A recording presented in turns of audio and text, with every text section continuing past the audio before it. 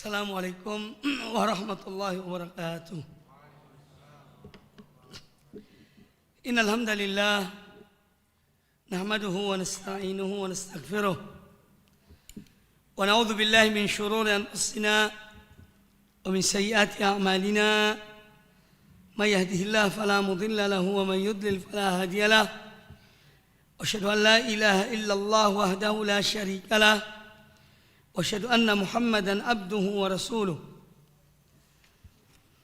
يا أيها الذين آمنوا اتقوا الله حق تقاته ولا تموتن إلا وأنتم مسلمون يا أيها الناس اتقوا ربكم الذي خلقكم من نفس واحدة وخلق منها زوجها وبث منهما رجالا كثيرا ونساء واتقوا الله الذي تساءلون به والأرحام إن الله كان عليكم رقيبا يا أيها الذين آمنوا اتقوا الله وقولوا قولا سديدا يصلح لكم أعمالكم ويغفر لكم ذنوبكم ومن يطع الله ورسوله فقد فاز فوزا عظيما. أما بعد فإن أحسن الحديث كتاب الله وخير الهدي هدي محمد صلى الله عليه وآله وسلم وشر الأمور محدثاتها wa kullu muhdatsatin bid'ah wa kullu bid'atin dhalalah wa kullu dhalalatin finnar.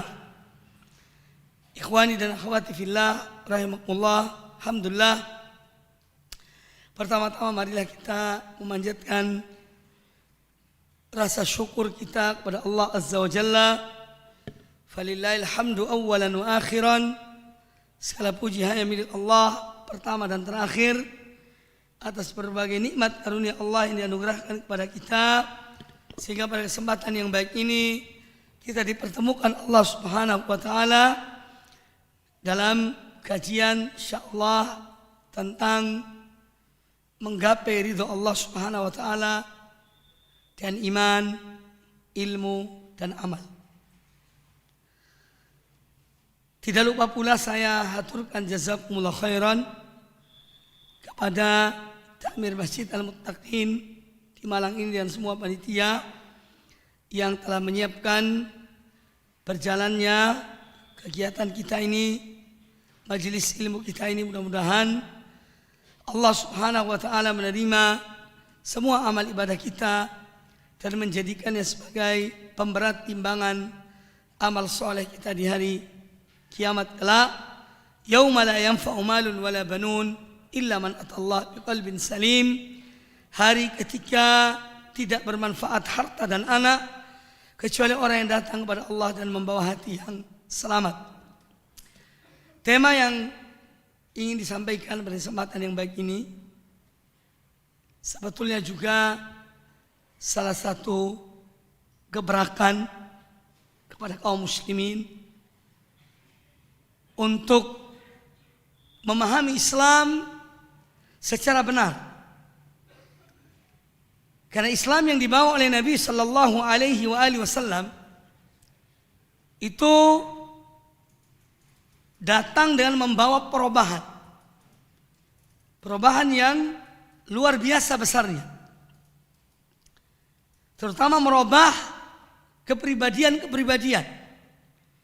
Dari pemahaman-pemahaman yang salah dan keliru, ya, yang bertawassul ketika itu kepada berhala-berhala di zaman jahiliyah, dirubah oleh Islam dengan misinya al-huda wa dinil haq, petunjuk dan agama yang hak.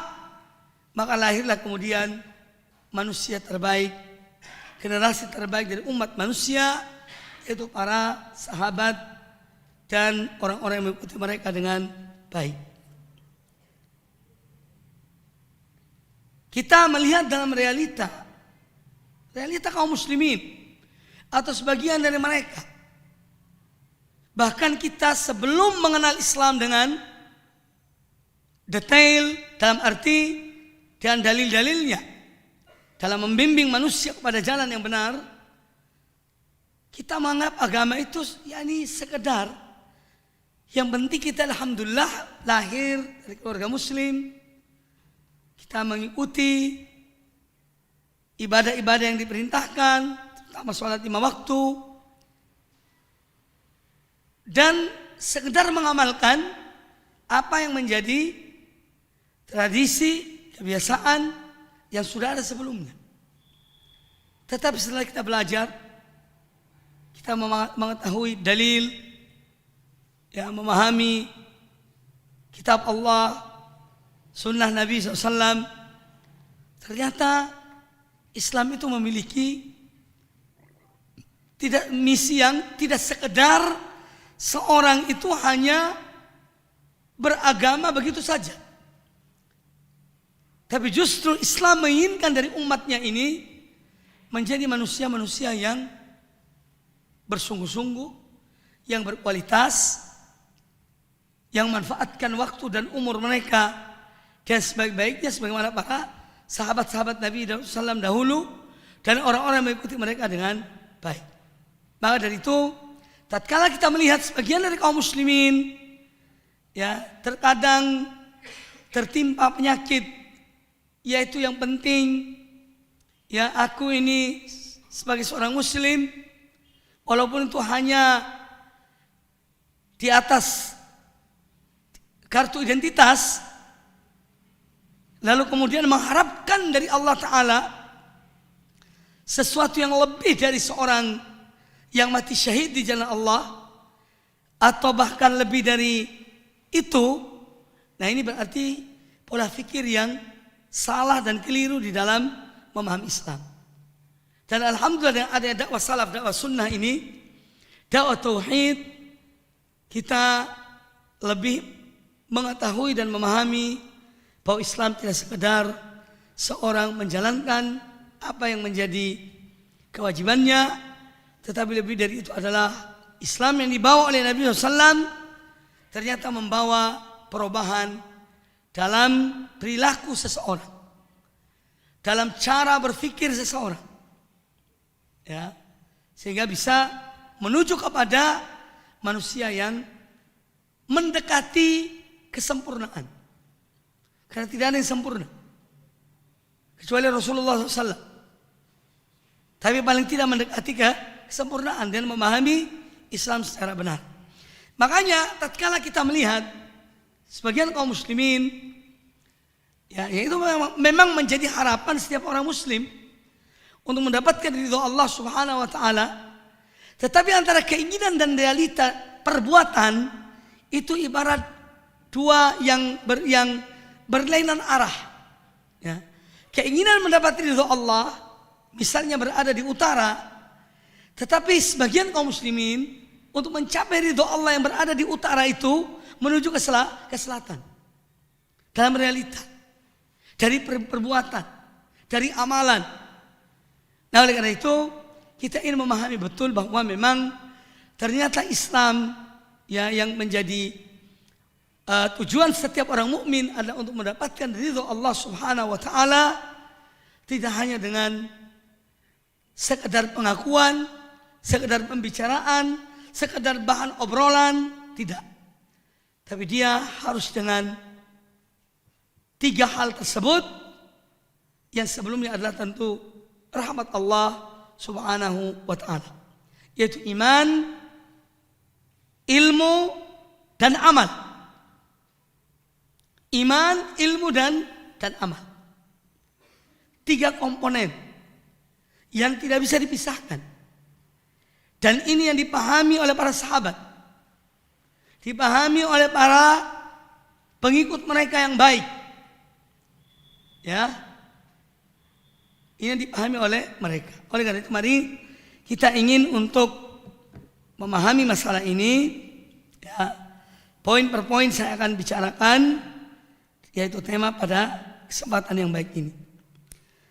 Bahwa untuk mendapatkan atau menggapai ridho Allah Azza wa Jalla, ini cita-cita setiap orang mukmin, setiap orang muslim. Dan orang-orang pertama yang mendapatkan ridho Allah Azza wa Jalla adalah para anbiya, para rasul. Mereka. Maka dari itu kita melihat dalam perjalanan kaum muslimin yang memahami betul tentang agama Allah Azza wa Jalla ini, mereka dalam hidupnya siang dan malam sepanjang umur mereka berupaya untuk mendapatkan ridho Allah Subhanahu wa taala dengan tidak berpangku tangan tetapi dengan beramal dan berbuat. Kemudian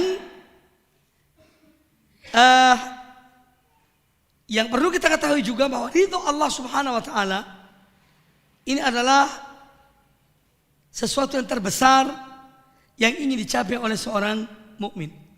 Sebagaimana Allah Ta'ala berfirman dalam surat At-Taubah ayat yang ke-72.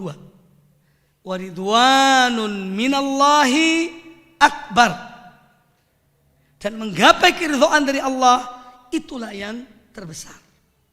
Itulah yang terbesar. Wa ridwanun minallahi akbar. Para sahabat, para ulama, apa yang mereka cari? Ridho Allah. Dan mengeluarkan semua yang mereka miliki. Mengorbankan apa yang mereka miliki. Harta, tenaga, pikiran, waktu.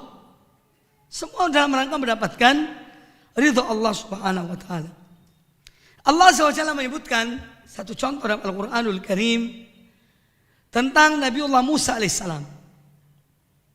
Ketika beliau datang menghadap Allah Azza wa Jalla, mendahului kaumnya, sehingga Allah bertanya pada beliau, disebutkan di sini dalam surat Toha ayat yang ke-83-84.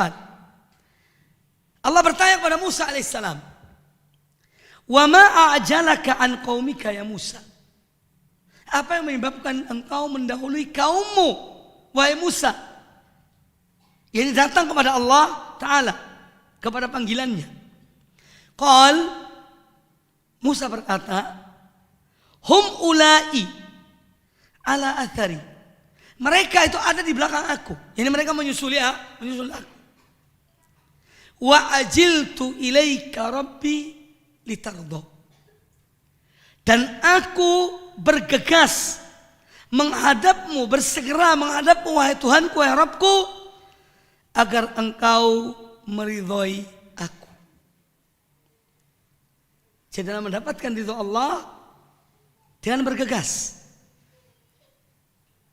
cepat untuk mendapatkan ridho Allah Subhanahu wa taala. Nabiullah Sulaiman alaihissalam ketika beliau diberikan nikmat yang demikian besarnya, siapa tidak mengenal Sulaiman dan kerajaannya alaihissalam, Sulaiman bin Daud alaihi wassalam. Allah berikan kekuasaan yang tidak pernah Allah berikan kepada seorang raja sebelumnya dan sesudah beliau. Ketika beliau diberikan nikmat oleh Allah Azza wa Jalla berupa memahami perkataan binatang, yaitu seekor semut ketika itu yang menyuruh semut-semut itu masuk lubang mereka. Ya, kemudian Nabi Musa dan Sulaiman berdoa pada Allah Ta'ala agar menjadi hamba Allah yang mensyukuri nikmat Allah. Kata Nabi Sulaiman alaihissalam, Rabbi auzi'ni an ashkura ni'mataka allati an'amta alayya wa ala walidayya wa an a'mala salihan tardah wa adkhilni birahmatika fi ibadika as-salihin. Itu disebutkan oleh Allah dalam Al-Quranul Karim surat An-Naml ayat yang ke-19.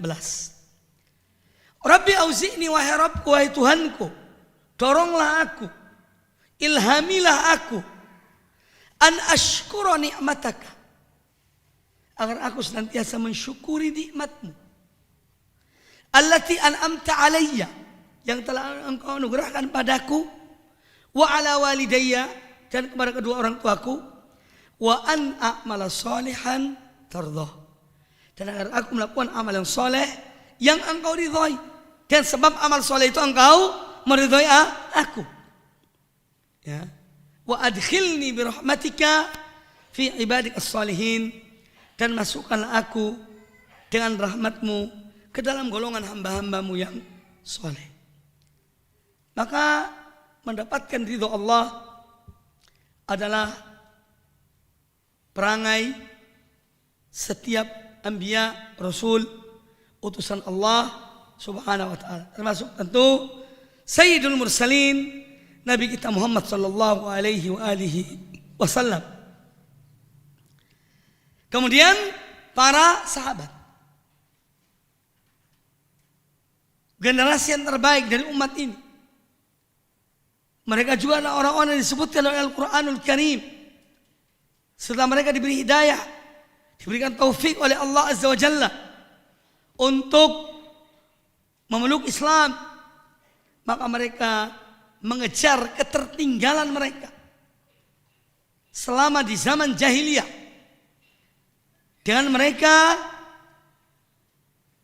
menuntut ilmu kepada Nabi sallallahu alaihi wasallam dari Mishkatun Nubuwah, dari sumber aslinya yaitu Rasulullah SAW, yang mana Rasulullah SAW mendapatkan ilmu itu dari Jibril dari Allah Subhanahu wa taala.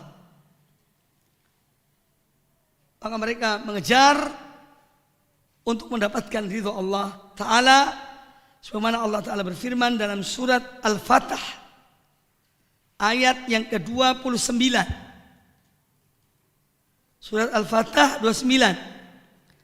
Muhammadun Rasulullah walladzina ma'ahu asyidda'u 'alal kuffari ruhama'u bainahum. Muhammad adalah Rasul utusan Allah. Walladzina ma'ahu, dan orang-orang yang bersama beliau. Siapa mereka? Para sahabat. Walladzina ma'ahu, dan orang-orang yang bersama beliau asyidda'u 'alal kuffar. Mereka adalah orang-orang yang tegas, keras kepada orang-orang kafir. Ruhama'u bainahum, saling mengasihi, menyayangi di antara mereka. Tarahum ruk'an sujjadan, kalian melihat mereka banyak rukunya, banyak sujudnya.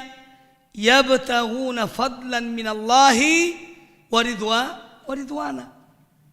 Mereka mengharapkan karunia dari Allah dan keridhaannya. Ya.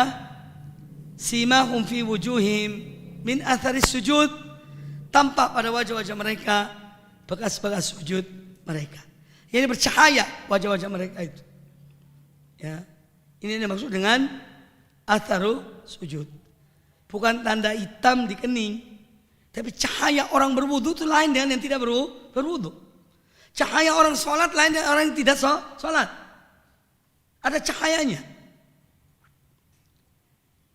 Intinya bahwa ayat ini menunjukkan tentang para sahabat Nabi SAW, generasi terbaik umat ini, bahwa mereka adalah orang yang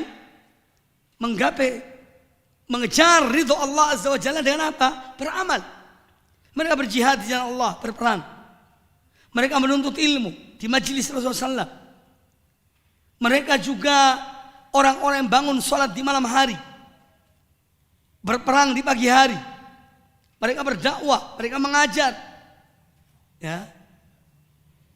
Tidak ada pintu-pintu kebaikan kecuali telah dimasuki oleh para sahabat Nabi SAW. Apa tujuannya? Untuk mendapatkan ridha Allah. Yabtaghuna fadlan minallahi wa ridwana. Berarti mereka memahami Islam ini dan pemahaman yang benar, bahwa mendapatkan ridha Allah itu tidak dengan hanya berbicara, tidak hanya dengan berkoar-koar, tapi dengan beramal, berbuat. Ya, ini para sahabat radhiyallahu anhum ajmain. Kemudian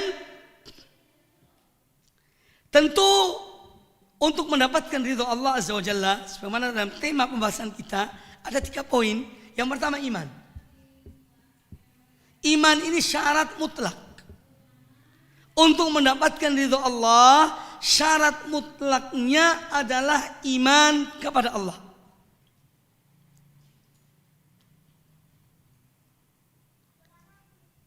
Adapun dasarnya, dalilnya sangat banyak dalam Al-Quranul Karim. Di antaranya Allah Azza wa Jalla berfirman dalam surat Al-Bayyinah, ya, surat Al-Bayyinah ayat ke-7 dan ayat ke-8. Ini sebagai salah satu contoh dalil. Sebetulnya banyak. Allah Ta'ala berfirman, innal ladzina amanu wa amilus solihat ulaika hum khairul bariyah. Jazaohum inda rabbihim jannatu adnin tajri min tahtiha al-anhar khalidina fiha abadan radhiyallahu anhum wa radu an. Dzalika liman khasyiya rabbah. Innal ladzina amanu, sesungguhnya orang-orang yang beriman, wa amilus solihat, dan orang-orang yang beramal soleh, ulaika hum khairul bariyah, mereka itulah sebaik-baik ciptaan Allah. Jadi makhluk yang terbaik adalah orang yang beriman dan beramal soleh. Mereka diberikan balasan oleh Allah Azza wa Jalla, jazaohum inda rabbihim jannatu adnin, balasan bagi mereka di sisi Allah adalah surga Adan, tajri min tahtiha al-anhar, yang kekal di dalamnya selama, yang mengalir di bawahnya sungai-sungai, ya, mereka kekal di dalamnya selama-lamanya. Radhiyallahu anhum wa radu an, Allah ridho pada mereka dan mereka ridho kepada Allah. Adapun kekufuran ini adalah penyebab celakanya seseorang karena kufur, syirik, nifak. Makanya iman adalah syarat mutlak. Kata Nabi SAW dalam hadis sahih riwayat Imam Tirmidzi, la tadkhulul jannata hatta tu'minu. Kalian tidak akan masuk surga sehingga kalian beriman. Syarat masuk surga adalah iman. Dan tidak mungkin seorang masuk surga kalau dia tidak mendapatkan ridho dari Allah Subhanahu wa ta'ala. Adapun kekufuran disebutkan di dalam banyak ayat Al-Quranul Karim. Di antaranya adalah surat Al-A'raf ayat 147. Surat Al-A'raf ayat 147, Allah Ta'ala berfirman, walladzina kafaru, dan orang-orang yang kafir, walladzina kafaru bi ayatina wa liqa'il akhirati habitat a'maluhum hal yujzauna illa ma kanu ya'malun. Dan orang-orang yang mereka mendustakan ayat-ayat kami dan mereka mendustakan pertemuan hari akhirat, ini hari kiamat, habitat a'maluhum, amal-amal perbuatan kebaikan mereka itu gugur. Habitat a'maluhum, itu amal-amal kebaikan yang mereka lakukan itu gugur karena mereka kufur kepada adanya hari akhir, mereka kufur pada ayat-ayat Allah. Makanya amal mereka itu gugur. Hal yujzauna illa ma kanu ya'malun, mereka tidak diberikan balasan kecuali apa yang mereka kerjakan. Kemudian yang kedua, surat Al-Baqarah ayat 217, tentang orang-orang yang murtad keluar dari agama Allah. Setelah mereka Islam, Muslim, kemudian keluar dari agama Allah. Ini juga akan menggugurkan amal-amal ibadah mereka. Sebagaimana Allah Ta'ala berfirman, وَمَنْ يَرْتَدِدْ مِنْكُمْ عَنْ دِينِهِ, dan barang siapa di antara kalian, yani orang beriman, di antara kalian yang beriman, barang siapa yang murtad dari agamanya setelah dia beriman, fayamut, lalu dia meninggal dalam keadaan murtad, wa huwa kafirun, dan dia mati dalam keadaan kafir, faulaika habitat a'maluhum fid dunya wal akhirah, maka mereka itulah orang-orang yang gugur amal-amal mereka di dunia dan di akhirat. Wa ulaika ashabun nari hum fiha khalidun, dan mereka lah penghuni-penghuni neraka, mereka kekal di dalamnya.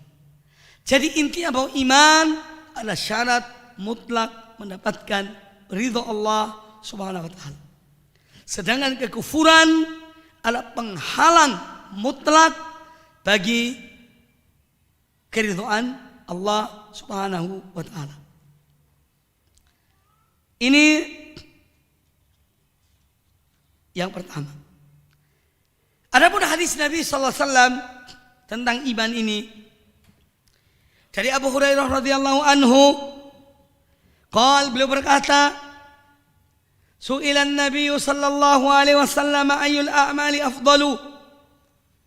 Pernah Nabi sallallahu alaihi wasallam ditanya, ya, ayyul a'mali afdalu, amal-amal ibadah apakah yang paling afdal?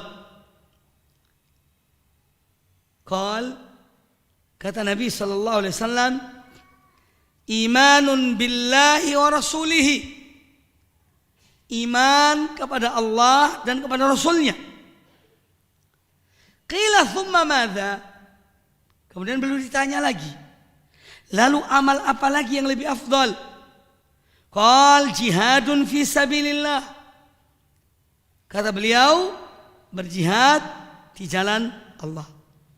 Qila thumma madza, kemudian beliau ditanya lagi, lalu amal apa lagi ya Rasulullah?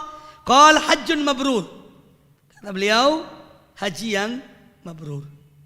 Hadis dari Imam Bukhari dan Imam Muslim.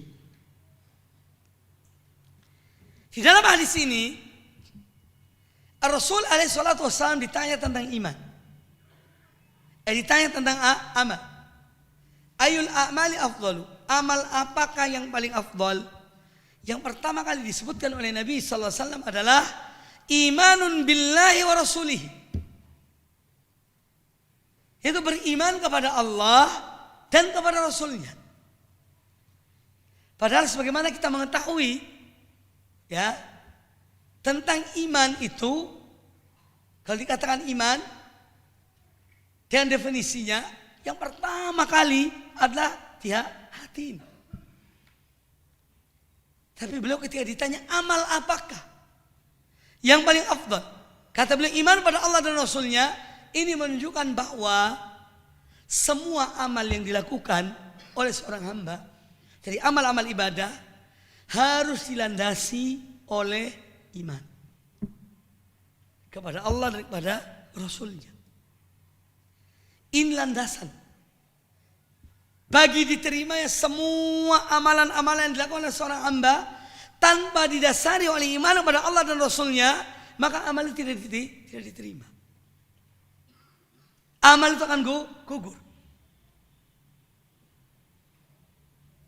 Makanya beliau menyebut yang pertama adalah iman pada Allah dan Rasulnya. Dan setiap amal-amal kebaikan ini adalah cabang dari iman itu. Al-imanu bid'un wa sab'una syu'batan. Kata Nabi SAW, iman itu lebih dari 70 cabang. A'laha, dalam satu riwayat afdaluha, cabang iman yang paling tinggi, yang paling afdal, qaulu la ilaha illallah. Ya, seorang mengucapkan la ilaha illallah itu tauhid. Karena tauhid itu syarat diterimanya amal seorang. Qaulu la ilaha illallah. Wa adnaha imatatul adha 'anit thariq. Cabang iman paling rendah adalah menyingkirkan gangguan dari jalan. Wal haya'u syu'batun minal iman. Dan rasa malu itu adalah salah satu dari cabang iman. Nah, ini menunjukkan bahwa betapa pentingnya iman. Dia menjadi landasan dari semua amal-amal kebaikan yang lainnya. Makanya para ulama menulis, ada namanya apa? Kitab tulis oleh banyak ulama. Yang tadi itu Al-Imam As-Sa'di, Al-Allamah As-Sa'di rahimahullah. Jadi apa? Syajaratul iman, pohon keimanan. Landasannya adalah tauhid, akarnya itu tauhid. Dari sinilah kemudian tumbuhlah pohon iman itu, dia berupa amal-amal, dia berbuah. Ya. Ada batangnya, ada dahannya, ada buahnya, ada daunnya. Semua landasannya adalah iman ini. Di sinilah kedudukan iman itu sangat tinggi. Ya. Makanya orang-orang beriman tidak sama dengan orang-orang yang tidak beriman. Tidak mungkin mereka mendapatkan keridhaan Allah. Mereka tidak beriman pada Allah Azza wa Jalla. Afanaj'alul muslimina kal mujrimin? Apakah bisa jadikan sama antara orang muslim yang tunduk patuh pada Allah, beriman pada Allah, sama dengan orang mujrim yang tidak beriman pada Allah, yang kufur pada Allah, yang durhaka pada Allah? Ini hal yang tidak mungkin disamakan.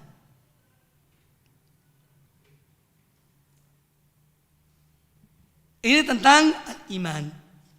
Kemudian yang wajib kita imani dalam hal keimanan ini paling pokok 6 ini. Arkanul iman as-sittah, rukun iman yang 6 ini landasan bagi semua cabang-cabang yang berkaitan dengan hal-hal yang wajib kita imani. Landasannya adalah 6 perkara ini. 6 perkara ini yang paling pokok adalah yang pertama, iman kepada Allah Subhanahu wa taala. Jadi kalau kita bicara masalah iman yang dia menjadi landasan untuk mendapatkan atau syarat mendapatkan ridho Allah Azza wa Jalla, yang paling pokok adalah 6 arkanul iman. Ya, yang tidak mungkin kita bahas dalam pertemuan ini. Intinya itulah 6 rukun iman yang wajib kita imani. Semua hal-hal yang kita imani selain dari 6 ini, semuanya kembali kepada 6 perkara ini tadi. Ya. Iman pada asma wa sifat, kembali pada iman pada Allah.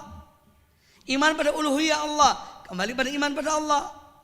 Iman pada azab kubur, kembali pada iman pada yaumul akhir. Ya. Iman kepada Taurat dan Injil, kembali pada iman pada kitab-kitab Allah. Jadi pokok dari masalah keimanan semua itu sudah terangkum dalam arkanul iman as-sittah, rukun iman yang 6. Wajib kita beriman. Setiap orang mukmin harus beriman kepada 6 perkara ini. Tidak boleh ada salah satu pun yang diingkari atau diragukan oleh seseorang. Abdullah bin Umar radhiyallahu anhuma ketika diberitahukan oleh seorang tabi'in waktu ibadah haji bahwa ada orang-orang tidak percaya pada takdir, yaitu di kota Basrah, langsung beliau berlepas diri dari orang-orang itu. Beritahukan mereka bahwa Allah tidak akan menerima amal mereka sehingga mereka beriman kepada takdir Allah. Dan beritahukan kepada mereka bahwa Abdullah bin Umar berlepas diri dari mereka dan mereka berlepas diri dari Abdullah bin Umar. Itu sikap. Jadi iman yang dimaksud adalah arkanul iman yang 6 ini sebagai pokok. Kemudian kita melihat bahwa iman itu tentu dengan ilmu. Kenapa kita beriman? Ya karena kita mengetahui sesuatu. Sampai kepada kita berita bahwa ada seorang nabi yang diutus terakhir 1400 tahun yang lalu yang namanya Muhammad. Berita itu sampai pada orang tua kita atau kakek kita. Lalu mereka beriman. Ya. Kemudian iman yang dibangun oleh seorang yang beriman ini tadi adalah dengan ilmu. Karena konsekuensi dari iman itu adalah al-amalus soleh. Wal asri demi masa. Innal insana lafi khusrin, sungguhnya manusia berada dalam kerugian. Illa alladzina amanu wa amilus solihat wa tawassaw bil haq wa tawassaw bis sabr. Bagaimana seorang bisa melakukan amal ibadah, amal soleh tanpa ilmu. Maka satu hal yang harus, yang dia bersenyawa dengan iman itu adalah ilmu. Makanya Allah mengutus para rasulnya dengan membawa ilmu itu. Allah mengutus para rasulnya dengan membawa wahyu dari Allah. Ilmu itu wahyu Allah. Itu ilmu yang hakiki adalah wahyu Allah SWT. Qala Allah, qala Rasul. Itulah ilmu. Ilmu ini yang memberitahukan pada kita mana jalan yang benar, mana jalan yang salah, mana yang hak, mana yang batil, mana tauhid, mana syirik, mana halal, mana haram. Itu dengan ilmu. Makanya Allah Subhanahu wa taala memerintahkan kepada Nabi sallallahu alaihi wasallam dalam masalah tauhid, masalah ibadah pada Allah taala. Dan ini untuk semuanya. Allah taala berfirman, "Fa'lam annahu la ilaha illallah." Ketahuilah, berilmulah bahwa saya tiada sembahan yang hak kecuali Allah. Maka tauhid dibangun di atas ilmu. Ya. Fa'lam annahu la ilaha illallah, apa? Perintah untuk menyembah Allah. Ketahuilah bahwa kalian memiliki kewajiban pada Allah. Yang mana kewajiban ini merupakan hak Allah yang harus terima dari hamba-hambanya. Yaitu tiada sembahan yang hak kecuali Allah. Ini ilmu yang wajib kita ketahui. Setiap orang mukallaf harus tahu bahwa dia mempunyai kewajiban kepada Allah. Yang mana kewajiban ini adalah menjadi hak Allah Ta'ala. Inilah makna sabda Nabi SAW kepada Mu'adz bin Jabal. Ya Mu'adz, labbaik ya Rasulullah wa sa'daik. Ya. Wahai Mu'adz, tahukah engkau apa hak Allah atas hamba-hambanya? Atadri ma haqqullahi 'alal ibad? Atadri ma haqqullah 'alal ibad? Tahukah engkau apakah hak Allah yang harus Allah terima dari hamba-hambanya? Itu maknanya. Artinya menjadi kewajiban hamba-hambanya. Ma haqqullah 'alal ibad? Qala Allahu wa rasuluhu a'lam. Kata Mu'adz bin Jabal, Allah dan Rasul lebih mengetahui, aku dah tahu. Kemudian, tahukah engkau? Kemudian kata Nabi SAW, haqqullahi 'alal ibad an ya'budu wa la yusyriku bihi syai'an. Hak Allah yang menjadi kewajiban hamba-hambanya, yaitu mereka menyembah Dia dan tidak menyekutukan Allah dengan sesuatu. Itu hak Allah. Ini makna fa'lam, tahulah, ketahuilah kalian. Harus kita ketahui bahwa kita mempunyai kewajiban. Yang mana kewajiban kita ini menjadi hak Allah Ta'ala, yaitu menyembah Allah dan tidak menyekutukan Allah dengan sesuatu. Kemudian setelah Nabi SAW memberitahukan kepada Mu'adz bin Jabal, lalu Rasulullah bertanya lagi, atadri ma haqqul ibadi 'ala Allah?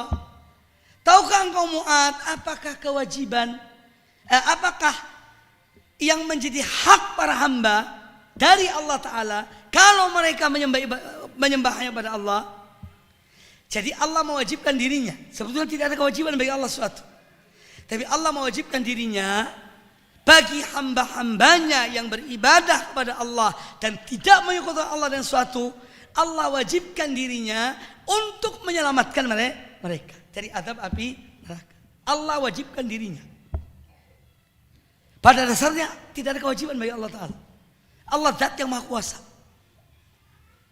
Ya. Tapi Allah mewajibkan dirinya untuk memberikan balasan bagi orang-orang bertauhid, yaitu menyelamatkan mereka dari azab api neraka dan masukkan mereka dalam surga Allah. Nah, intinya di sini dalam masalah tauhid ini, fa'lam, ketahuilah, berilmulah. Ya. Kalau dalam bertauhid pada Allah Ta'ala harus dengan ilmu, apalagi yang lainnya dalam beribadah pada Allah. Makanya ibadah Islam ini dibangun di atas ilmu. Islam bukan agama ikut-ikutan. Ya. Islam bukan agama ikut-ikutan. Islam adalah agama dengan dasar, dengan dalil. Makanya sangat banyak, baik itu ayat Al-Quranul Karim ataupun hadis-hadis Nabi SAW tentang keutamaan ilmu. Tentang keutamaan ilmu. Dan ini menjadi darah daging kaum muslimin, ini ulama-ulama mereka sejak zaman sahabat, tabi'in sampai hari ini. Ulama-ulama muslimin bersenyawa dengan ilmu. Ulama tentu ulama yang benar ya. Kenapa ya ulama? Kadang-kadang di negeri kita di ganggang pun ada alim ulama. Coba ada pertemuan-pertemuan, ya, sambutan dari Pak Lurah ke atau apa, para alim ulama menghormati. Jadi kita maksud ulama di sini ulama yang betul-betul alim, ulama robbaniyun. Al-Imam Ibnu Qayyim rahimahullah taala menyebut ulama robbaniyun itu tanda-tanda mereka itu yaitu terambil dari surat Al-Asr. Illal ladzina amanu wa amilus solihat wa tawassaw bil haqq wa tawassaw bis sabr. Ini di antara perangai, ya, tanda alamat ulama-ulama rabbaniyun. Iman, amal, menyebarkan ilmu, al-haq, dan mereka bersabar dalam berdakwah. Ulama rabbaniyun. Di antara keutamaan ilmu, Allah Subhanahu wa taala menyebut dalam Al-Qur'anul Karim,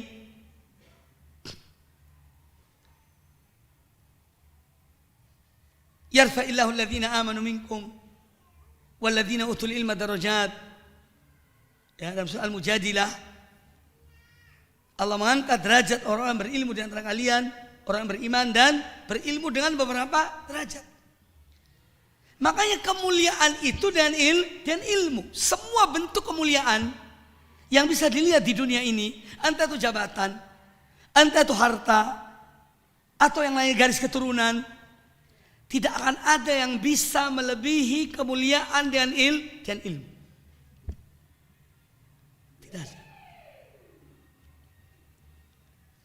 Seorang menjadi pejabat, penguasa, dia akan dihormati di saat dia berkuasa.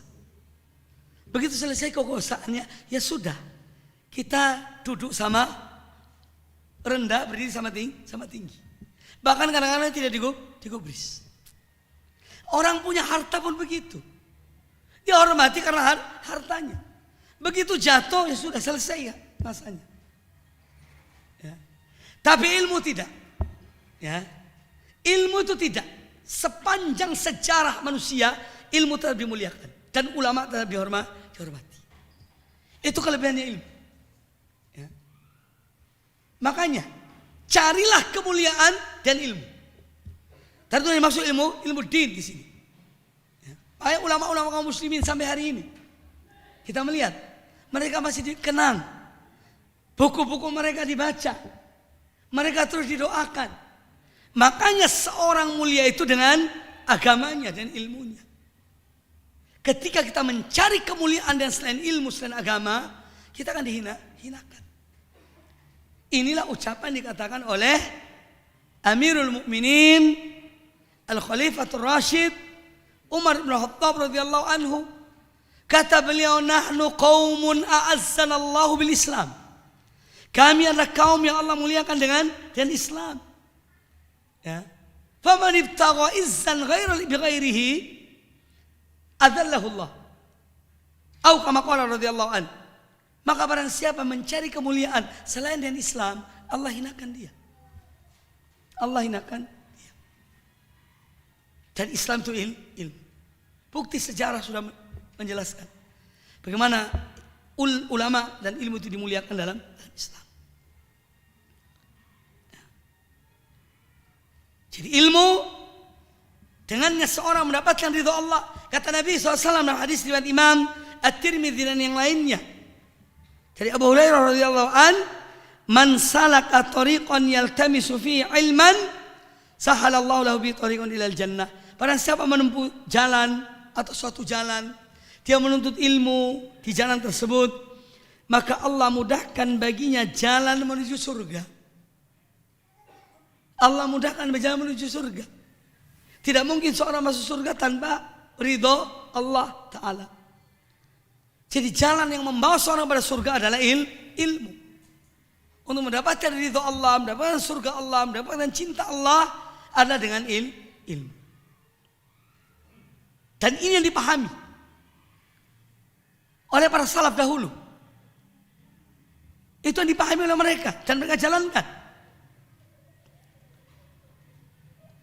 Kemudian Nabi SAW bersabda dalam hadis Muawiyah bin Abi Sufyan radhiyallahu anhuma, "Man yuridillahu bihi khairan yufaqihu fid din."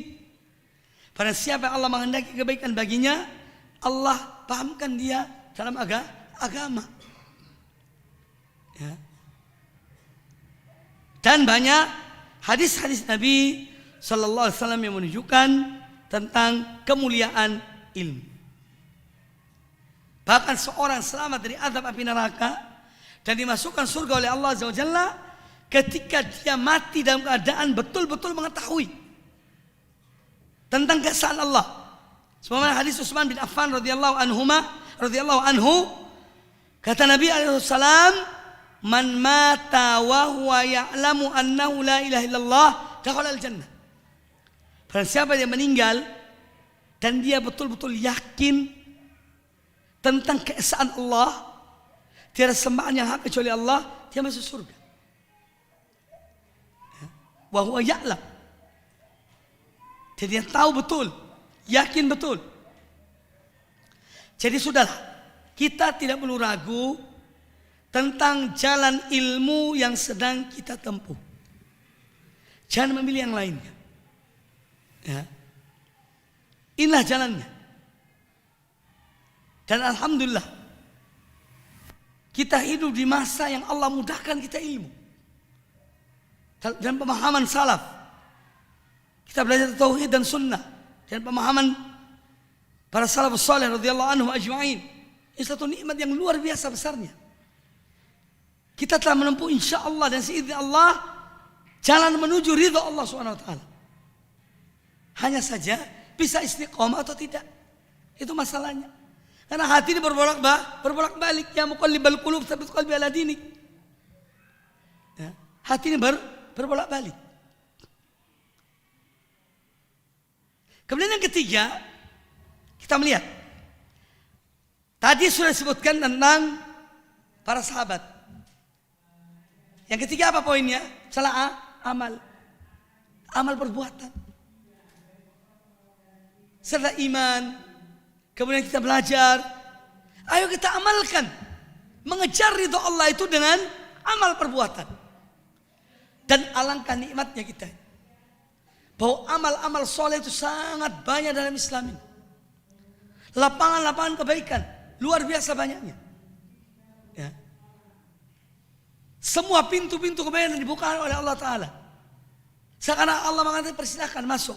Sesuai dengan kemampuan masing-masing. Ya.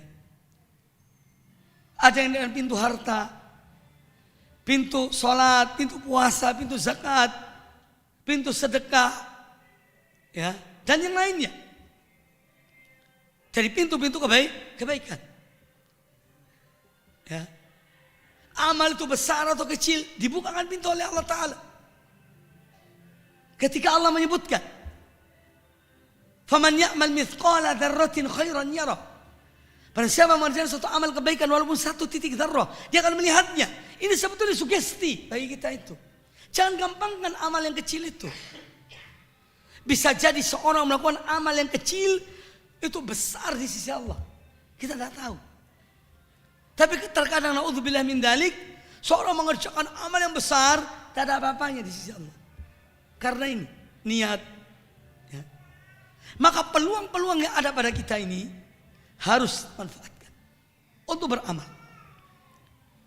Dan Islam tidak miskin amal soleh. Islam tidak memerlukan produk-produk ibadah yang baru, tak perlu. Karena sudah sempurna. Ya. Dia tidak memerlukan produk amal yang baru. Maka Islam melarang perbuatan bid'ah. Karena agama ini sudah sempurna. Sudah sangat cukup. Ya. Seandainya seorang ingin melakukan amal kebaikan, kita bicara yang sunnah ya, bukan yang wajib. Kalau yang wajib jelas wajib. Yang sunnah, maka dia tidak akan mampu. Sholat malam iya, puasa Daud iya, ya, kemudian sedekah iya, jihad iya, misalnya nuntut ilmu iya, dia bakal angkat tangan, sanggup. Tapi Allah dan rahmatnya, Allah memberikan banyak amal-amal kebaikan, amal soleh. Ada orang dia tidak bisa sholat tahajud, dia punya kerjaan di pagi hari, ada baca Al-Quran, ada zikir, ada sedekah. Ya, jadi peluang-peluang amal ini sangat besar, sangat banyak. Tinggal kita mau berbuat atau tidak. Adapun tentang amal, di antara dalil-dalilnya, sebagaimana sudah disebutkan tadi contoh, para sahabat mereka itu beramal. Al-Imam Ibnu Sirin rahimahullah, seorang tabi'in, bertemu dengan beberapa sahabat Nabi. Kata beliau ini orang sangat taat dalam beribadah. Alim, ulama hadis, ya, taat pada Allah. Sampai-sampai kalau bangun sholat di malam hari, itu wajahnya pucat. Lalu ditegur oleh murid-muridnya. Kata mereka, ya imam, wahai guru kami, ya coba engkau ringankan sedikit amalmu, ibadahmu itu. Ini sampai berdampak pada fisiknya. Kata beliau, seandainya ada yang memberitahukan dari langit bahwa aku dimasukkan surga oleh Allah Ta'ala, aku tidak akan tinggalkan amalku. Nah, itu semangatnya mereka beramal. Seandainya ada berita dari langit yang mengatakannya Muhammad bin Sirin, engkau dimasukkan surga, aku tidak tinggalkan amal ini. Saya semangatnya mereka beribadah. Seorang istri bangun dengan suaminya, wahai suamiku bangun, ayo kita sholat malam. Kafilah itu sudah mendahului kita jauh. Itu para salaf ibadahnya. Siang dan malam mereka isi waktu-waktu mereka dengan beribadah pada Allah Ta'ala. Di saat mereka kerja, saat cari nafkah. Bukan mereka berpangku tangan di rumah tidak mencari nafkah, hanya duduk, tidak. Mereka beramal. Tapi ada waktu-waktu mereka untuk apa? Tafarrug ma'allah. Bersendirian dengan Allah SWT. Dan beribadah pada Allah.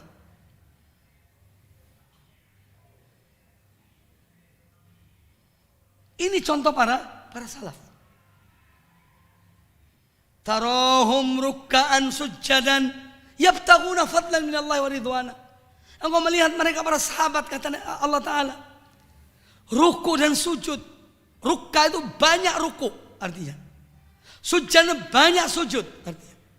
Apa yang mereka cari? Yang mereka kejar karunia Allah dan ridha Allah Subhanahu wa taala. Itu. Dan apabila kita mencermati ayat-ayat Al-Qur'anul Karim, banyak. Satu contoh surat yang sini kita baca, surat Al-Asr itu. Wal asri innal insana lafi khusrin. Ya. Demi masa sungguhnya manusia berada dalam kerugian, illal ladzina amanu wa amilus shalihat wa tawassaw bil haq wa tawassaw bis sabr. 4 ini yang tidak merugikan seorang. Iman yang diwujudkan dalam amal saleh. Tawassaw bil haq, tidak hanya untuk diri mereka, tapi juga untuk orang lain. Karena seorang mukmin menginginkan kebaikan untuk saudaranya sebagaimana dia menginginkan kebaikan untuk dirinya. Maka mereka tawasau bil haq. Kebenaran disampaikan pada yang lainnya. Ya. Kemudian mereka sabar dalam menyampaikan ilmu. Sabar dalam beribadah pada Allah. Jadi menggapai ridho Allah itu dengan amal perbuatan. Karena amal bukti seorang itu betul-betul dia ingin. Ya. Dan amal perlu taufik dari Allah. Minta pada Allah Ta'ala. Makanya Nabi SAW berdoa. Ya. Hatta doa Nabi Sulaiman. Beliau minta pada Allah Ta'ala. Agar Allah memberikan dorongan pada beliau. Kekuatan untuk wa an a'mala solehan. Tardho. Berikan aku dorongan ya Allah. Kekuatan ya Allah untuk melakukan amal soleh. Ya. Makanya setiap orang, setaat apapun orang itu, dia akan menyesal. Dan itu pasti. Kapan menyesalnya? Ketika mati. Karena amal soleh demikian sudah dilakukannya, dia masih merasa berkurang. Kenapa dulu ketika di dunia kok tidak dilebihkan lagi amal itu? Apalagi orang yang berdosa, naudzubillah, lebih menyesal lagi. Ya. Oleh karena itu, Islam mengajarkan kita untuk berbuat, beramal. I'malu, bekerjalah kalian, berbuatlah kalian. Fasayarallahu amalakum. Pasti Allah akan melihat amal-amal kalian. Dan akan berikan balasan pada kalian. Ya. Allah tidak akan menyia-nyiakan amal seseorang. Dan tadi sudah kita bahas kajian pagi tentang bagaimana supaya kualitas amal kita berbobot. Ya, supaya amal kita berkualitas. Tentang keikhlasan. Ya. Tidak mengharapkan pujian manusia. Apa sih pujian manusia? Sekedar, sebentar. Ya. Kemudian dalil yang lain tentang amal soleh ini adalah diantaranya surat yang saya bacakan tadi. Surat Al-Bayyinah, innal ladzina amanu wa amilus sholihat ulaika hum khairul bariyah, dan seterusnya. Kemudian kita melihat para anbiya, para rasul dalam surat Al-Anbiya surat ayat ke-90. Ini juga menunjukkan ya untuk merubah pola fikir kita. Allah setelah menyebutkan tentang para nabi, para rasul. Pada ayat 90 Allah berfirman, innahum kanu yusari'una fil khairat wa yad'unana raghaban wa rahaba wa kanu lana khashi'in. Bahwa mereka, para anbiya, para rasul dan orang-orang soleh itu, innahum kanu yusari'una fil khairat. Mereka adalah orang-orang yang bersegera di dalam melakukan amal-amal kebaikan. Ini kaitannya bersegera, jangan menunda-nunda. Amal kebaikan jangan ditunda-tunda. Para anbiya mereka dijamin surga oleh Allah Ta'ala. Mereka orang-orang yang taat pada Allah, orang-orang yang soleh. Meskipun demikian mereka bersegera dalam beramal, mengejar umur mereka. Ya, kanu yusari'una fil khairat. Kemudian yang kedua, selain mereka melakukan amal-amal kebaikan, amal soleh, wa yad'unana raghaban wa rahaba. Makanya seorang jangan hanya bergantung pada amalnya, tapi harus ada harapan, ada rasa cemas dalam dirinya. Amalku diterima oleh Allah atau tidak? Maka mereka berdoa pada Allah. Wa yad'unana, doa. Dan poin ini sudah saya sampaikan tadi. Ya. Minta pada Allah agar Allah menerima amal kita. Mohon kepadanya agar kita tidak ditolak oleh Allah Subhanahu wa taala. Wa yad'unana raghaban wa rahaba. Raghaban artinya harap, rahaba cemas. Ini ibaratnya dua sayap. Ya. Burung itu kalau hanya memiliki satu sayap, dia tidak akan bisa terbang. Maka orang mukmin juga demikian. Menuju Allah Ta'ala itu dengan harapan dan ada rasa cemas. Dia tetap berharap pada Allah Azza wa Jalla, tapi ada kecemasan. Sebab kalau tidak, berbahaya. Kalau tidak akan berbahaya. Kalau seorang hanya berharap, ini nanti bahaya. Tidak ada rasa takutnya.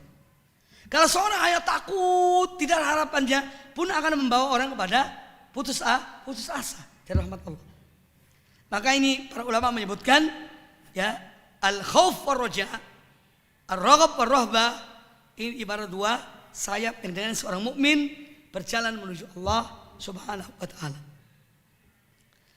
Jadi mereka beramal, berbuat dan berdoa.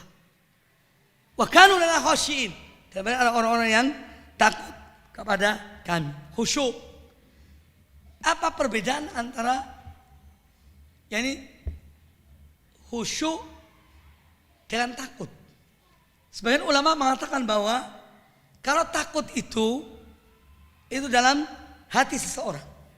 Dia takut pada Allah. Jadi terbatas pada hati ini. Sedangkan khusyuk itu seluruh anggota badan pun takut.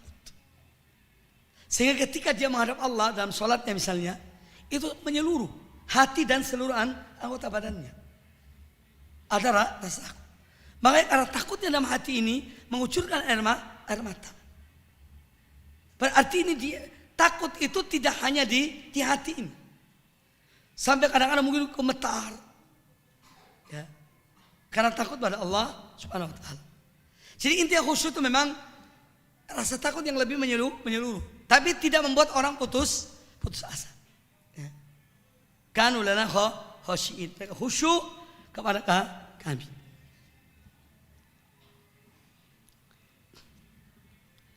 Kemudian kita melihat contoh dari Nabi SAW. Karena beliau adalah contoh kita. Beliau seorang Rasul, Nabi, kekasih Allah. Dijamin semua oleh Allah pada beliau surga, ampunan. Ya.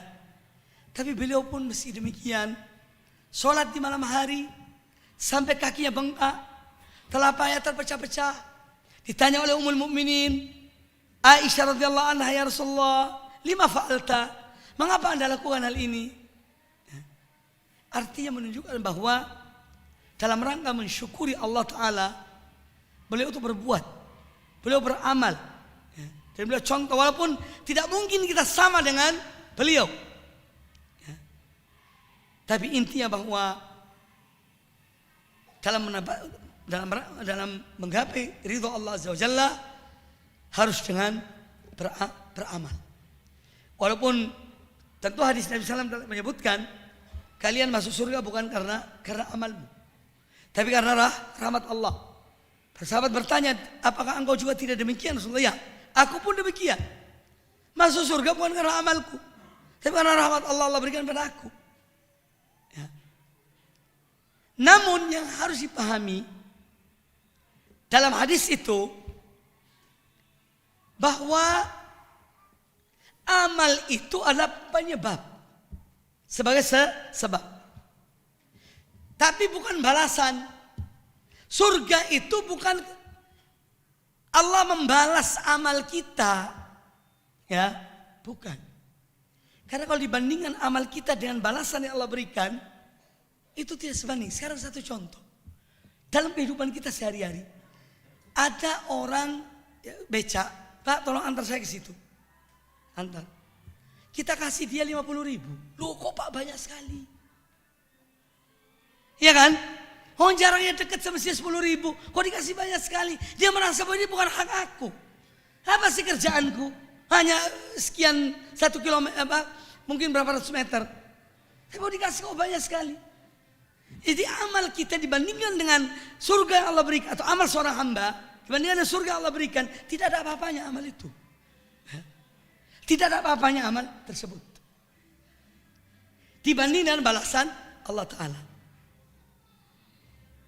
Tetapi amal ini sebab seorang masuk surga. Dan tauhid dan ibadah ini sebagai penyebab, bukan balasan. Ya, bukan imbalannya, tidak sebanding sama sekali. Ini murni rahmat dari Allah Subhanahu wa taala. Karena Allah apa? Di antara nama Allah apa? Syakur. Zat yang memberi balasan bagi suatu kebaikan. Balasannya berlipat ganda. Berlipat ganda. Jadi amal yang sedikit, seorang bisa mendapatkan balasan yang besar.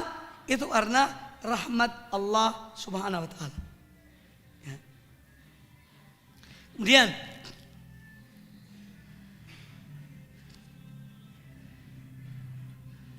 kita melihat juga para sahabat, bagaimana mereka datang kepada Nabi SAW. Ini contoh-contoh yang ingin saya sampaikan. Bagaimana semangatnya mereka ketika ada orang-orang fuqara. Dalam satu riwayat disebutkan fuqara muhajirin. Datang kepada Nabi SAW, mengatakan pada beliau bahwa orang-orang kaya itu sudah mendahului kami. Ya. Loh kenapa? Kata Nabi SAW, karena mereka yang sholat kita sholat, mereka puasa kita puasa, mereka ini. Tapi mereka ini memberi sedekah, kami tidak punya. Ya. Kata Nabi SAW, maukah kalian aku ajarkan pada kalian satu bacaan amalan yang kalian bisa melebihi mereka. Tidak ada yang bisa menyerupai mereka ini yang mengamalkan amal ini kecuali yang melakukan yang serupa dengan amal itu. Kemudian beliau mengajarkan 33 kali subhanallah, alhamdulillah, Allahu akbar pada selesai sholat 5 waktu. Diamalkanlah oleh mereka para sahabat ini. Kemudian berita itu dengar oleh para agniya, orang-orang kaya-kaya itu dengar. Mereka amalkan juga. Datang lagi mereka pada Nabi SAW. Ya Rasulullah, apa yang kau ajarkan pada kami mereka sudah amalkan. Kata Nabi SAW, "Dzalika fadlullah yu'ti man yasha." Itu karunia Allah, Allah berikan kepada siapa yang dikehendakinya. Inti dari kisah ini, hadis ini, bagaimana semangatnya mereka untuk mendapatkan kebaikan, mendapatkan ridho Allah Ta'ala. Intinya di situ. Sifat berlomba ini.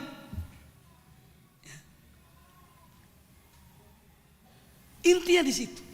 Ini contoh-contoh bagaimana mereka dalam amal perbuatan. Bukan sekedar ngomong, kita banyak teori sekarang ini lah. Iya. Karena makanya ceramah itu sudahlah, dengar, ambil yang paling inti, kita amalkan sedikit demi sedikit. Kadang-kadang kebanyakan ikut ceramah pun sudah masuk sini keluar sini. Ayo beramal, berbuat.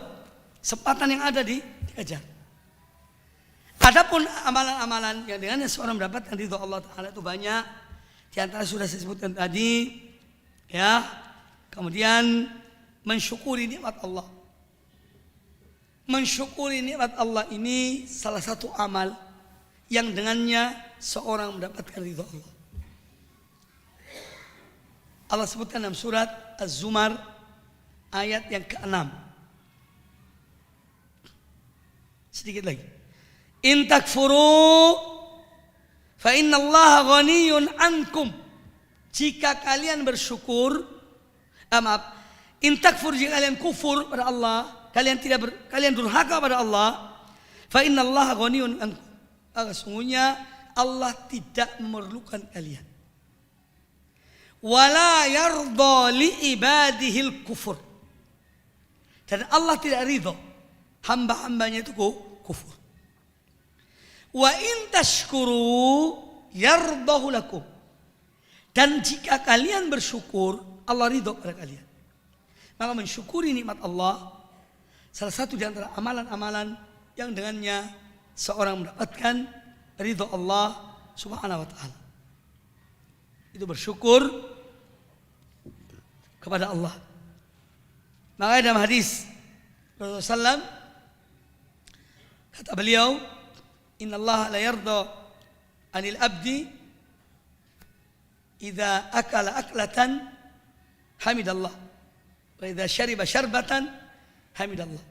Sungguhnya Allah ya benar-benar akan meridhai seorang hamba yang mana dia ketika makan, setiap kali makan dia bersyukur pada Allah. Dia memuji Allah. Setiap minum dia memuji Allah. Ini contoh. Ya. Makan minum. Kadang-kadang kita yang lupa, banyak lupanya bersyukur. Padahal disebutkan dalam hadis itu setiap dia makan, dia bersyukur. Setiap dia minum satu minuman, dia bersyukur. Amalan sehari-hari yang kita lakukan. Tapi banyak kita lalaikan. Kemudian untuk mendapatkan ridho Allah SWT dan mengikuti jalannya para sahabat, muhajirin dan ansor. Ya. Jangan gara-gara ingin mendapatkan ridhonya manusia, ya kita jual jalan ini. Karena ingin mendapat ridhonya manusia, dihormati, masya Allah, ya, dihargai. Lalu kita menjual manhaj kita, tidak. Allah Ta'ala berfirman tentang mengikuti mereka dalam surat At-Taubah ayat yang ke-100. Sabiqun al-awwalun minal muhajirin wal ansar walladzina tabauhum bi ihsanin radhiyallahu anhum wa radhu an. Dan orang-orang terdahulu yang pertama-tama memeluk Islam dari golongan muhajirin dan ansar dan orang-orang yang mengikuti mereka dengan baik, Allah ridho pada mereka dan mereka ridho pada Allah. Maka apabila seorang ingin mendapatkan ridho Allah Ta'ala, ikutilah jalannya kaum muhajirin dan kaum ansor. Itu para sahabat, para salafus saleh dan orang-orang yang mengikuti mereka dengan baik. Itu mendapatkan ridho Allah Azza wa Jalla. Manhaj ini penting. Ya, mengikuti jalannya mereka. Kalau kita ingin mencari ridhonya manusia, tidak bakal mungkin mendapatkannya. Si fulan ridho, si fulan tidak ridho. Fulan ini ridho, si ini tidak ridho. Ghayatun la tudrak. Sebagaimana dikatakan oleh para ulama atau sebagian orang mengatakan, ridhon nasi ghayatun la tudrak. Ridho manusia itu sesuatu yang tidak bakal dicapai. Iya. Tidak usah jauh-jauh lah, kita dalam rumah tangga kita sendiri, dalam kehidupan kita. Kita ingin mungkin dapat ini dari anak atau istri atau suami. Begitu berbuat kesalahan sedikit langsung. Tadinya ridho jadi tak ridho. Tadinya senyum jadi ngambek. Itu dalam skala rumah tangga. Sekarang mau dapat ridho dari wah ini ormas itu dari ini, ngapain? Tidak perlu. Yang penting ridhonya Allah Subhanahu Wa Taala. Tapi tetap bermuamalah dengan baik, tetap berakhlak mulia. Itu Islam ajaran demikian. Tapi punya prinsip. Jangan jual prinsip hanya karena ingin dapat ridho manusia, tidak. Kalla, tidak, 1000 kali tidak. Ya. Ini prinsip namanya. Islam memerintahkan kita berakhlak mulia, berkata yang baik. Tuntunan Islam. Tapi jual prinsip tidak. Jual prinsip tidak. Tidak diajarkan oleh Islam. Dan tidak pernah diajarkan oleh manhaj. Tetap punya prinsip. Saya kira cukup ya. Jam 8.11. Waktu untuk pertanyaan mungkin ya. Ada yang bertanya silahkan. Bapak.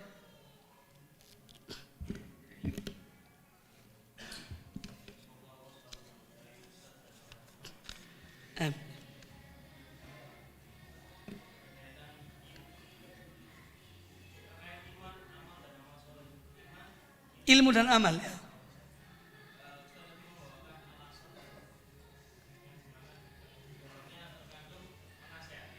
Ya. Fadal.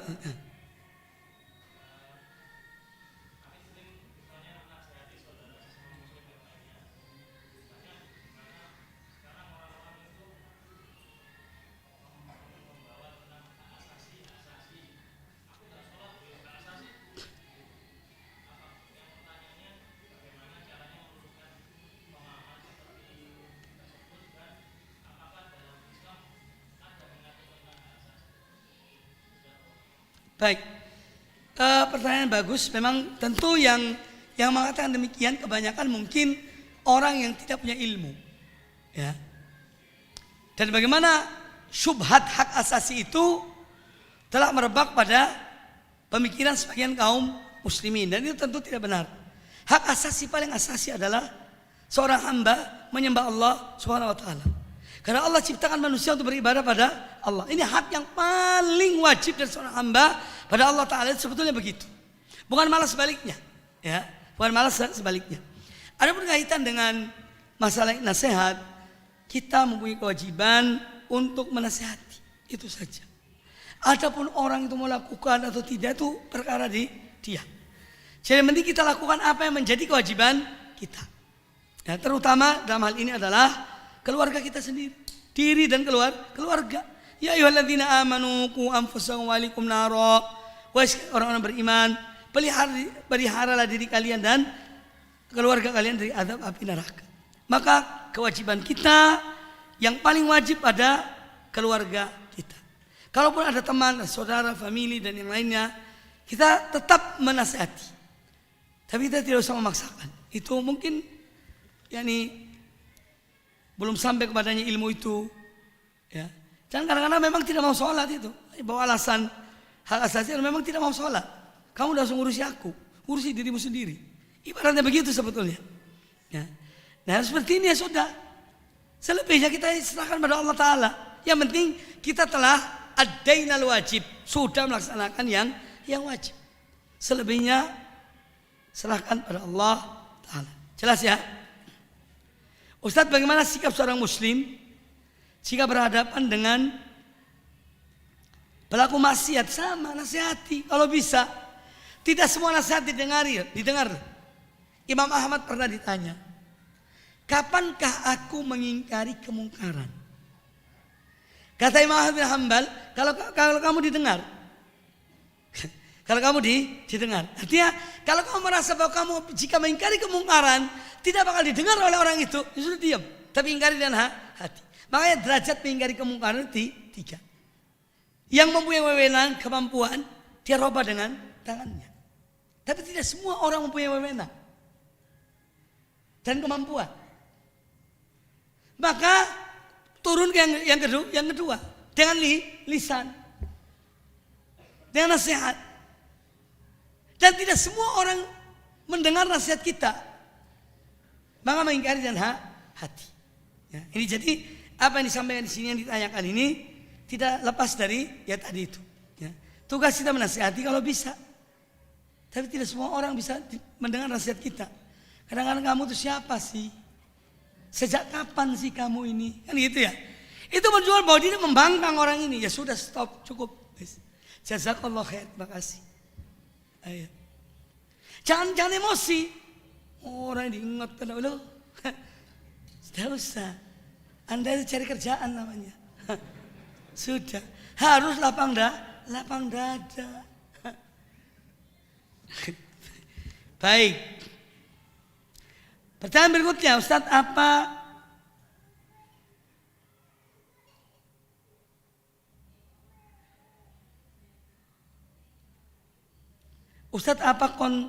jawab, maaf, saya kurang bisa baca ya.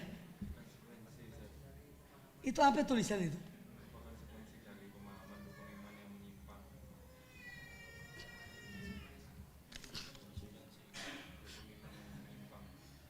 Ini kayak nosenunsi gitu. Dan apa konsekuensi dari pemahaman rukun iman yang menyimpang? Ya dilihat.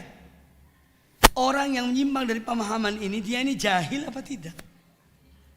Ya. Kalau dia jahil ya belajar. Kalau dia memang tidak ngerti ya belajar. Tapi kalau memang dia ngerti dan dia menyimpang, yaitu dinasihati orang itu. Kalau perlu didudukkan dengan orang yang lebih paham tentangnya. Tapi perlu dipahami bahwa ada orang yang memang sengaja menyimpang. Karena dia ingin menyimpangkan manusia. Ini lain lagi. Ya. Jadi konsekuensinya itu dilihat orang itu jahil atau tidak. Kalau dia jahil diajarkan. Ya. Dan tetap juga memberi peringatan, itu harus. Apakah amalnya ditolak seluruhnya atau sebagian? Dilihat dari apa yang dia menyimpang itu. Kalau penyimpangannya misalnya seperti hadis Abdullah bin Umar tadi yang saya sebutkan, bahwa dia tidak beriman pada takdir, ini jelas penyimpangannya jauh dari kebenaran, bisa menyesatkan. Makanya Abdullah bin Umar ketika itu mengatakan, sampaikan pada orang mereka ini bahwa aku berbebas diri dari mereka dan mereka berbebas diri dari aku. Beritahukan mereka bahwasanya ya, amal mereka tidak diterima oleh Allah Azza wa Jalla sampai mereka beriman kepada takdir. Dan itu di zaman beliau. Nah, kalau zaman kita ini banyak syubhatnya, banyak jahilnya, ya, banyak sekulernya, banyak liberalnya. Ini ya perlu memang ya penyuluhan-penyuluhan seperti ini, kajian-kajian. Ya. Jadi, adapun masalah orangnya, pelakunya, ya kita serahkan pada Allah. Atau ucapan, kadang-kadang bisa menggugurkan amal seorang. Cuma orang yang mengamalkannya, yang melakukannya ini, siapa orang ini? Bisa jadi dia orang jahil, orang tidak ngerti. Ya. Contohnya tentang seorang yang dia tidak beriman kepada kekuasaan Allah. Karena memang belum sampai kepadanya. Ketika dia memberi wasiat dalam hadis Muslim, hadis riwayat Imam Muslim, dia wasiat pada anak-anaknya, seandainya aku meninggal, bakar jasadku ini, kemudian tebarkan di laut. Pernah dengar hadis ini? Apa yang ada di benaknya? Dia beranggapan bahwa Allah tidak mempunyai kekuasaan untuk mengumpulkan itu, debu-debunya itu. Kemudian di hari kiamat ditanya oleh Allah Ta'ala orang ini, lima fa'alta, kenapa kamu lakukan hal ini? Kata dia, karena aku takut pada engkau ya Allah. Ya, kemudian Allah mengampuni orang itu. Jadi kalau sudah masalah ini, itu urusan dengan Allah Ta'ala. Tapi dulu itu mungkin belum sampai hal-hal seperti ini. Sekarang ini alhamdulillah ilmu agama menyebar di negeri kita ini. Ya. Jadi wallahu alam, pertanyaan seperti ini kita mudah-mudahan tidak ada seperti itulah. Seperti dalam kisah tersebut. Wallahu alam. Ada pertanyaan yang lain? Cukup? Langsung silakan. Karena di sini ada kajian lagi nih, 3. Jadi diperes. Pemerasan. Akhirnya cukup ya, mudah-mudahan bermanfaat. Di masjid mana nanti ini? Enggak, di Sawo Jajar ya. Insyaallah kajian nanti masih ada di Sawo Jajar. Saya kira cukup. Mudah-mudahan bermanfaat bagi kita semuanya. Aku qouli hadza. Subhanallah wa bihamdika asyhadu an la ilaha illa anta astaghfiruka wa atubu ilaik. Wa sallallahu wasallam wa baraka ala nabiyyina wa ala alihi washabihi ajmain. Wa jazakumullahu khairan. Demikian kajian kita pada kesempatan yang baik ini. Apabila ada kata-kata yang kurang berkenan, saya mohon maaf. Dan jika ada kesalahan, kekeliruan, kami senantiasa merujuk dari setiap kesalahan dan kekeliruan. Aku qouli hadza. Assalamualaikum warahmatullahi wabarakatuh.